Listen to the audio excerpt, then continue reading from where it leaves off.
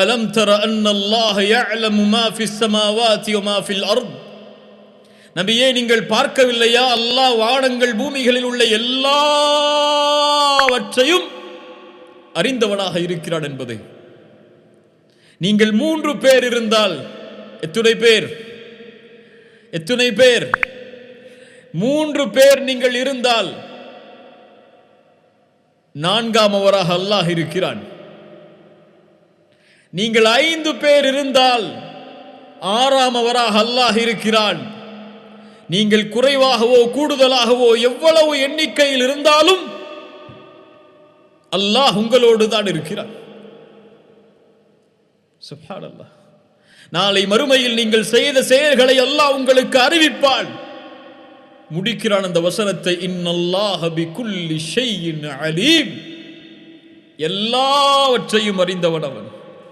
அல்லாஹ் ரப்புல் ஆலமீன் மேலும் சொல்கிறான், சூரத்துல் அன்ஆம் 59வது வசனம், وعنده مفاتح الغيب لا يعلمها إلا هو يعلم ما في البر والبحر وما تسقط من ورقة إلا يعلمها.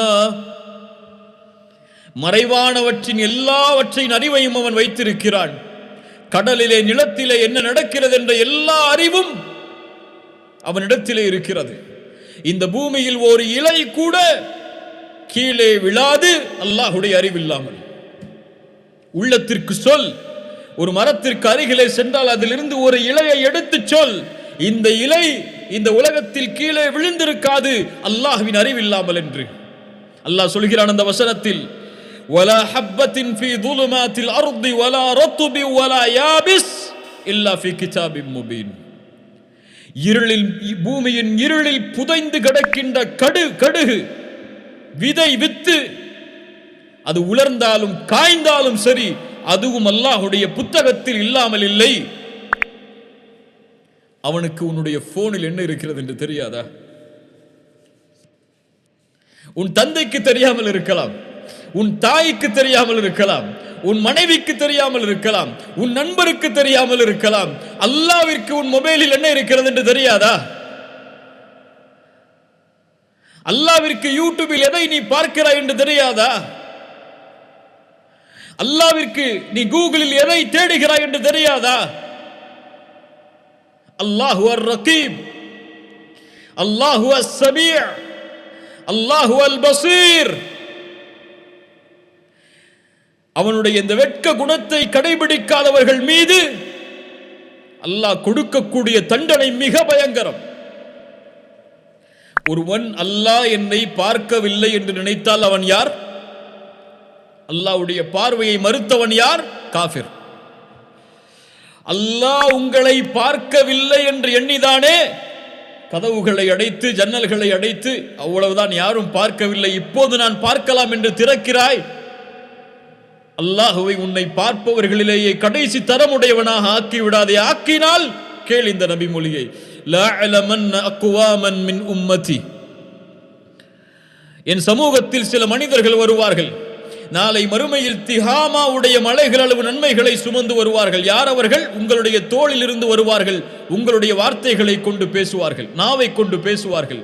நீங்கள் இரவு வணக்கத்தை எடுத்துக்கொள்வதை போன்று இரவு வணக்கத்தை எடுத்துக் கொள்வார்கள். கியாமுல் லைலை தொழுவான். ரசூலுல்லாஹ் சொன்னார்கள் சஹாபாக்களை பார்த்து, இந்த மனிதன் நாளை மறுமையில் வருவான், ஆனால் நன்மைகள் திஹாமாவுடைய அளவு மலைகள் அளவு இருந்தாலும் அல்லாஹ் தூசிகளாக அதை பறக்க விட்டு விடுவான். யா அஹி, தூசிகளாக பறக்க விடப்படும். யார் இந்த நஷ்டத்துக்குரியவன்? யார் இந்த இழிவுக்குரியவன்? தொழமாட்டானா? ரசூலுல்லாஹ் சொன்னார்கள் இரவு வணக்கத்தை எடுத்துக்கொள்வான். வெளிப்படையான வாழ்க்கையில் அல்லாஹ்வை பயப்படுவான். அதான் சொன்னால் பள்ளிக்கு செல்வான், பேசினால் அல்லாஹ்வை பற்றி பேசுவான், அல்லாஹ்வுடைய தீனை பற்றி பேசுவான். ஆனால் கதவுகள் அடைக்கப்பட்டு யாரும் இந்த உலகத்தில் பார்க்கவில்லை என்றால் வஇதா ஹலவ் பிமஹாரிமில்லாஹி இன்தஹகுஹா, அல்லாஹ்வுடைய சட்டங்களை முறித்து விடுவான் தனிமையில் என்று சொன்னார்கள். அல்லாஹ்வோடு வெட்க குணத்திலே நடந்து கொள்ளாத, இந்த அடியானுக்கு நாளை மறுமையில் அல்லாஹ் கொடுக்கக்கூடிய தண்டனை தூசிகளாக அவனுடைய நன்மைகள் பறக்க வைக்கப்படும். நான் பயமுறுத்தவில்லை, ஆனால் உணர்ந்து பார். உன் தாய்க்கு நீ கொடுக்கக்கூடிய வெட்க உணர்வை, உன் பிள்ளைக்கு நீ கொடுக்கக்கூடிய வெட்க உணர்வை, உன் சகோதரனுக்கு, நண்பனுக்கு, உன் ஆசிரியருக்கு, உன் வீட்டின் வேலையாளுக்கு கொடுக்கக்கூடிய வெட்க உணர்வை ஏன் உன்னை படைத்த ரப்புக்கு நீ கொடுக்கவில்லை? நான் கொடுக்கவில்லை. அல்லாஹ் என்னை பார்க்கிறான் என்பதை நான் அறிந்தால் எப்படி நான் தூங்குவேன் தொழுகாமல்? அப்படி உறங்கி தூங்கிவிட்டால் எழுந்திருக்கும் போது அல்லாஹ் என்னை அவனுடைய கடமையை நிறைவேற்றாதவனாக பார்க்கிறானே என்ற வெட்கத்தால் உருகி அல்லாஹ்விடத்திலே மண்டியிட்டு இருக்க மாட்டேனா? ஆனால் தொழுகையை விடுவதெல்லாம் இன்று நமக்கு ஏதோ அல்லது சுப்ஹானல்லாஹ். ரசூலுல்லாஹி ஸல்லல்லாஹு அலைஹி வஸல்லம் சொன்னார்கள், அல்லாஹ்வோடு உண்மையான முறையில் வெட்க குணத்தோடு நடந்து கொள்ளுங்கள். என்ன தெரியுமா அப்படி என்றால், அன் தஹ்ஃபத الرأس وما وعى, உன் தலையையும் அது சூழ்ந்திருக்கக்கூடியவற்றையும், உன் வயிற்றையும் அது சூழ்ந்திருக்கக்கூடியவற்றையும் பாதுகார். சுப்ஹானல்லாஹ். உன் கண்ணை பாதுகார் வெட்க குணத்தோடு. அல்லாஹ்வின் பார்வை உன் கண்ணின் மீது இருக்கிறது, தவறானதை பார்க்காதே. உன் காதை பாதுகார், அல்லாஹ் அனுமதித்ததை தவிர வேறு எதையும் கேட்காமல். உன் நாவை பாதுகார், அல்லாஹ் அனுமதித்ததை தவிர எதையும் பேசாமல். அல்லாஹ்வோடு வெட்க குணத்தோடு நடந்து கொள்பவன் எப்படி பிறருடைய மானத்தை பற்றி பேசுவான்? எப்படி பிறருடைய குறைகளை பற்றி பேசுவான்?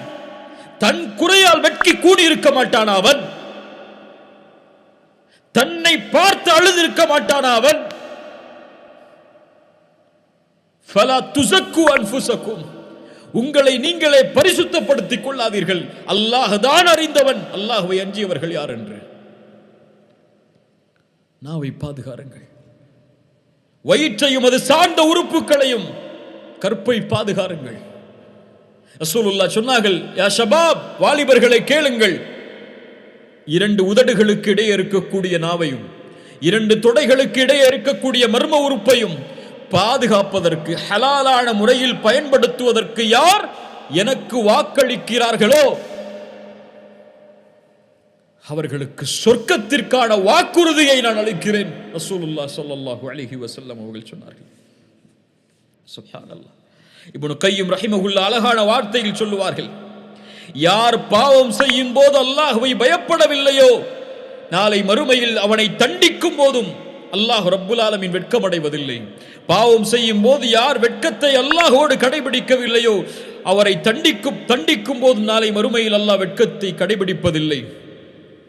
யார் பாவம் செய்யும் போது அல்லாஹ்வோடு வெட்க குணத்திலே நடந்து கொள்வானோ நாளை மறுமையிலும் அல்லாஹ் அதே குணத்தோடு நன்மைகளை கொடுக்கும் போதும் அவனை மன்னிக்கும் போதும் நடந்து கொள்வான் என்று